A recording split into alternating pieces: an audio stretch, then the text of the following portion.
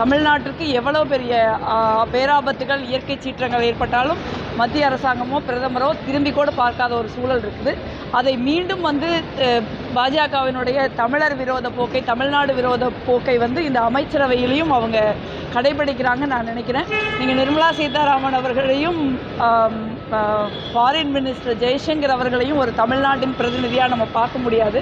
அவங்களுக்கு தமிழ்நாட்டுக்கு எந்த சம்மந்தமும் கிடையாது. எப்போவாவது நான் வெங்காயம் சாப்பிட்றது இல்லைன்னு தமிழ் மக்களை இழிவுபடுத்திட்டு போகிறத தவிர நிர்மலா சீதாராமன் அவர்கள் தமிழ்நாட்டுக்கு எதுவுமே செஞ்சது கிடையாது. திரு அண்ணன் முருகன் அவர்கள் மட்டும்தான் ஒரு இணையமைச்சராக அமைச்சரவையில் சேர்க்கப்பட்டிருக்கிறாரு. இது ஒரு தமிழ்நாட்டிற்கு ஒரு எதிரான போக்கு. இதை இதற்கான கண்டனங்களை நாங்கள் பதிவு செய்ய விரும்புகிறோம்.